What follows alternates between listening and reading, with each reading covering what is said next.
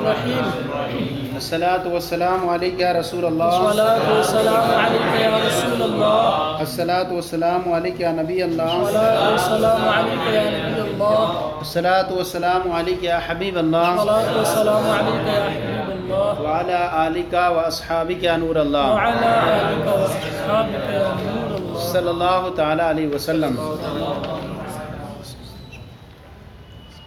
علم معنی کا بیان ہوا، علم معنی کی تعریف بیان کی۔ علم معنی وہ علم ہے جس کے ذریعے لفظ عربی کے احوال کو جانا جائے اس حیثیت سے کہ وہ مقتضی حال کے مطابق ہوتے ہیں۔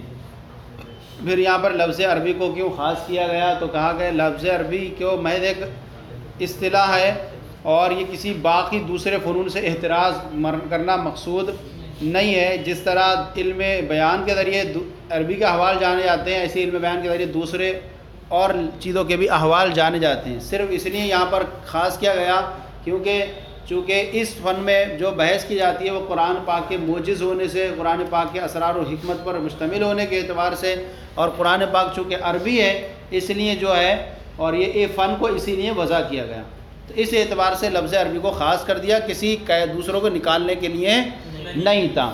پھر فرمایا وَيَنْحَصِرُ الْمَقْصُودُ مِنْ عِلْمِ الْمَعَانِي فِي ثَمَانِيَةِ أَبْوَابٍ، اور علم معنی کا جو مقصود ہے وہ منحصر 8 بابوں میں، یعنی علم معنی کتنے 8 بابوں پر مشتمل ہے۔ اس میں جو بحث ہوگی وہ 8 ابواب کے تعلق سے ہوگی۔ اس میں جو علم معنی ہے وہ 8 ابواب پر منحصر ہے۔ انحصار الکل فی الاجزاء ہے، لا کلی فی الجزیات۔ انحصار الکل فی الاجزاء مراد ہے، نہ کہ کلی کا انحصار جزیات میں۔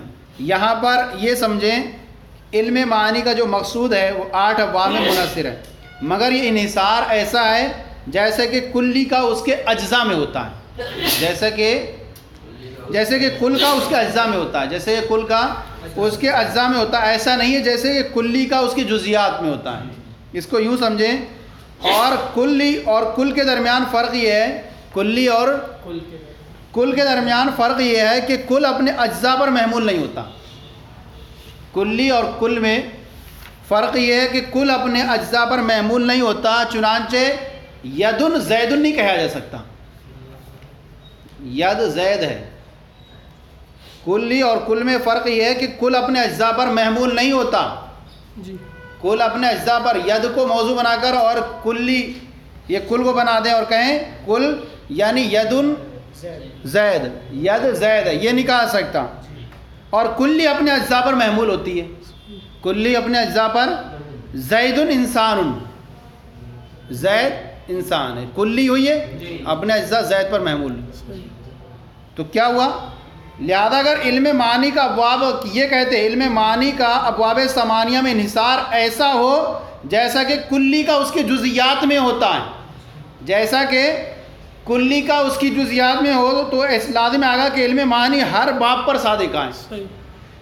احوال الاسناد احوال المسند علم المعانی ہے، احوال المسند علم المعانی ہے، تو یہ ہر حرف کی ایسے لازم ہے، اور ایسا نہیں ہوتا، یعنی جز پر جو ہے جز پر کلی کا محمول نہیں ہوتا، یعنی کلی اور کل میں یہ فرق بیان کریں گے ہم کہ کلی اپنے اجزاء پر محمول نہیں ہوتی، لہذا علم المعانی جو کلی ہے یہ اپنے اجزاء پر محمول نہیں ہوگا۔ یہ نہیں کہیں گے کہ یہ کہہ دیں کہ احوال الاسناد علم المعانی، اب علم المعانی کو بنا دے کلی اور اس کو بنا دے یہ جز ہے تو یہ کلی محمول ہو جائے اس پر۔ یدن زیدن جس طرح نہیں کہہ سکتے، ایسے ہی یہ نہیں کہہ سکتے کہ علم معنی کا ہر باب جو ہے وہ کیا ہے 8 ابواب میں مشتمل ہے۔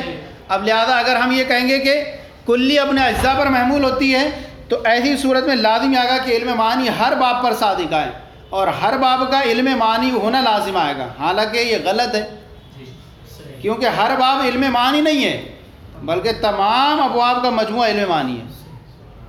سمجھ آیا کچھ؟ تو کیا کہتے ہیں؟ کہیں گے کلی اور کل میں فرق کیا ہے کہ کل اپنے اجزاء پر محمول نہیں ہوتا، لہذا جیسے یدن زیدن نہیں کہا جا سکتا بلکہ کلی اپنے اجزاء پر محمول ہوتی ہے، جیسے زید انسان کہا جاتا ہے۔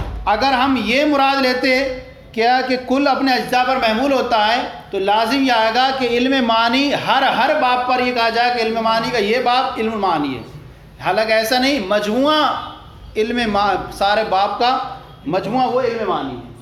اس لیے انہوں نے کہا انحصار الکل فی الاجزاء، کل کا انحصار اجزاء میں ہے، نہ کہ کلی فی الجزیات، نہ کہ کلی کا انحصار جزیات میں. یہ والی جو صورت لازم آ رہی کہ علم معنی کا ہر جز جو ہے وہ یہ بن جائے گا، علم معنی بن جائے گا، ہر باب علم معنی بن جائے گا. کو لیں گے اس وقت نا، یعنی کیا کہیں گے؟ سارے کلی فی الجزیات لیں گے تو اس وقت یہ لازم ہے. ہاں، کلی کا اس کی جزیات میں انحصار ہوتا ہے، کل کا اس کے جز میں نہیں ہوتا ہے، کل کا اس کے اجزاء میں نہیں ہوتا ہے، بلکہ کلی کا اس کے جزیات میں ہوتا ہے. کیونکہ اگر کل کا اس کا اجزاء میں مراد لیں تو لازم آگا کہ ہر باب پر علم معنی صادق ہے، ایسا نہیں. کل کا اجزاء میں یا کلی کا اس کے جزیات میں؟ کلی کا اس کے جزیات میں ہوتا ہے، کلی کا ایسا نہیں ہے جیسے کہ کلی کا اس کی جزیات میں ہو. کل اور کلی میں، کلی اور کل میں فرق کیا پڑتا ہے؟ یہ فرق پڑتا ہے کہ کلی اپنے اجزاء پر محمول نہیں ہوتی، کلی اپنے اجزاء پر محمول نہیں ہوتی، کلی اپنے اجزاء پر محمول ہوتی ہے، کل اپنے اجزاء پر محمول نہیں ہوتا. ہاں، کلی اپنے اجزاء پر محمول ہوتی ہے اور کل اپنے اجزاء پر محمول نہیں ہوتا. لہذا اب یہ کہہ سکتے ہیں کہ زید انسان، یہ تو کہہ سکتے ہیں، لیکن ایک ٹکڑے کو لے کر کے کہہ دیں ید انسان، یہ نہیں کہہ سکتے. ید زید یہ نہیں کہہ سکتے، ید زید ہے. اسی طرح یہ نہیں کہہ سکتے احوال المسند الی علم المعانی ہے، احوال المسند الی قصر یا وصل کا باب جو ہے علم معنی ہے، ایسا نہیں کہہ سکتے. تو حاصل کلام کیا نکلا کہ کل اپنے اجزاء پر محمول نہیں ہوتا ہے، کلی اپنے اجزاء پر محمول ہوتی ہے. تو یہ کہتے ہیں کہ مقصود علم معانی کا منحصر ہے 8 ابواب میں، کل کا انحصار اجزاء میں ہے، نہ کہ کلی کا انحصار جزیات میں. اور اگر یہ مانیں کہ کلی کا انحصار جزیات میں وَإِلَّا، ورنہ صادق آئے گا کہ علم معنی من علی کل باب، ہر باب پر ہونا صادق آئے گا. اب وہ کون ہے 8 باب میں؟ احوال الاسناد الخبری 1، احوال المسند الی 2، احوال المسند 3، احوال متعلقات فعل 4، قصر 5، اور انشاء 6، اور وصل و فصل 7، اور ایجاد اطناب مساوات 8. وَإِنَّمَا انْحَصَرَ فِيهَا، اور اسی میں اس کو کیا کر دیا؟ منحصر کیا. اب دلیل حصر طور پر کہہ رہے ہیں لِأَنَّ الْكَلَامَ إِمَّا خَبَرٌ أَوْ إِنشَاءٌ، اس لیے کہ کلام یا تو خبر ہوگا یا انشاء ہوگا. لِأَنَّهُ لَا مُحَالَ يَشْتَمِلُ عَلَى نِسْبَةٍ تَامَّةٍ بَيْنَ الطَّرَفَيْنِ قَائِمَةٍ بِنَفْسِ الْمُتَكَلِّمِ، اس لیے یقینی طور پر کیونکہ وہ مشتمل ہوگا کسی ایسی نسبت تامہ پر، خبر کلام خبری ہوگا یا انشاء، اس لیے کہ وہ کیا ہے؟ مشتمل ہوتا ہے ایسی نسبت پر جو تام ہو طرفین کے درمیان اور قائم ہو متکلم کی جانب سے، نفس متکلم کی جانب سے قائم ہونے جانے والی طرفین کے درمیان نسبت تامہ پر مشتمل ہو. وہ ہوا، اور نسبت کی تعریف فرما رہے ہیں، وہ ہوا تعلق احد الشیئین بالآخر، اور وہ یہ کہ دو شیوں میں سے ایک کے تعلق ہونا دوسرے سے بحیث اس حیثیت سے یصح السکوت عنہ، کہ علیہ کہ اس پر سکوت کرنا کیا ہو؟ صحیح ہو. سواء کان ایجابا او سلبا، خواہ وہ ایجابی ہو یا سلبی ہو، او غیرہما یا ان کے علاوہ ہو. کان کما فی الانشائیات، جیسا کہ انشائیات میں ہوتا ہے. یعنی انشاء میں کیا ہوتا ہے؟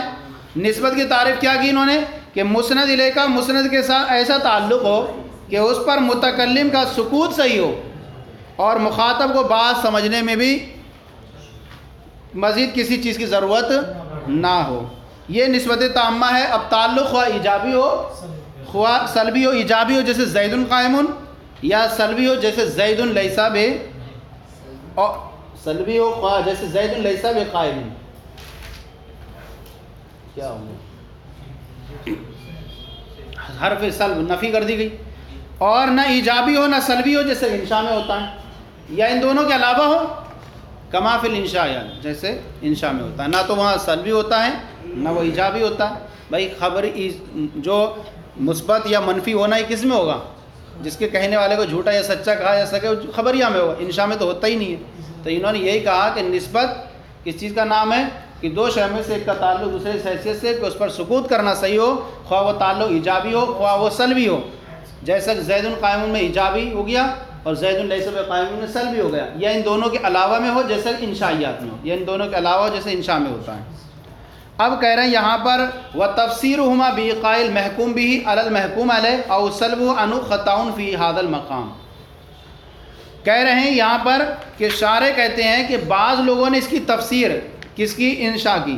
بعض لوگوں نے نسبت کی تفسیر، نسبت کی تعریف یہ کی ہے کہ نسبت تام یہ ہے کہ محکوم بھی کا محکوم علیہ پر واقع ہونا. تفسیر کیا کی ہے نسبت کی انہوں نے؟ محکوم بھی کا محکوم علیہ پر واقع ہونا یا محکوم بھی کا محکوم علیہ سے سلب ہونا. صحیح ہے نہیں؟ تو بعض لوگوں نے کہہ رہے ہیں کہ نسبت کی تفسیر کیا کی ہے؟ محکوم بھی کا محکوم علیہ پر واقع ہونا یا محکوم بھی کا محکوم علیہ سے سلب ہونا. تو کہہ رہے ہیں کہ یہ جو ہے یہ کیا ہے؟ خطا ہے. کیا ہے یہ؟ خطا فی ھذا المقام. یہ اس طرح میں کیا ہے؟ خطا ہے. کیسے؟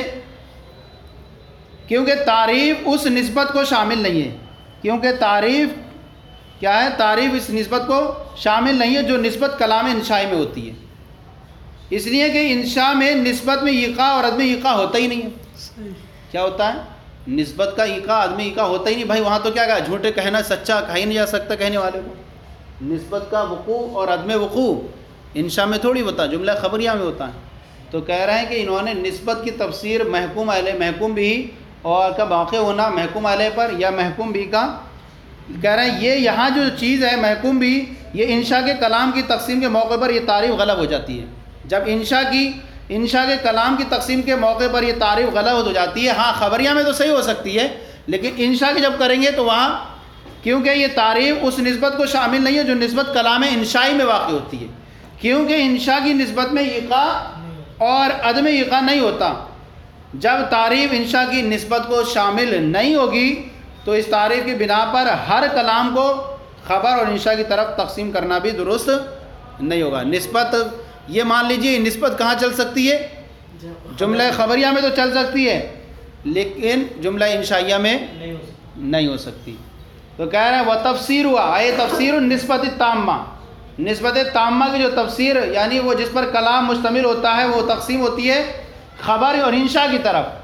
اور یہاں پر انہوں نے کہا اس کی تفسیر کی محکوم بھی کا واقع ہونا محکوم علیہ پر یا محکوم بھی کا سلب ہونا محکوم عنہ سے. یہ خطا ہے فی ھذا المقام لأنه لا يشمل النسبۃ فی کلام الانشائی.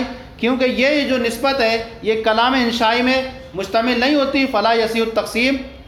تو پھر تقسیم بھی کیا ہوگی؟ صحیح نہیں ہوگی. اب یہاں سے بیان کریں گے کلام خارج میں مطابق ہو اگر نسبت خارجیہ کے مطابق ہو، ذہن کے مطابق ہو، اعتقاد کے مطابق ہو. اگر یہ تلخیص المفتاح سے لے کر کے چلیں تو بہت آسان بحث ہے کہ بس وہاں پر 3 قول دیے جاہز کا، نظام معتزلی کا اور پورا یہ ایک دم بہت آسان ہے. لیکن اس کو سمجھنے کے لیے شاید 15 صفحے تک جانا پڑے گا اور جو 3 لیں ان کا جواب. چلیں آگے چلیں. صلو علی الحبیب صلی اللہ علیہ وسلم.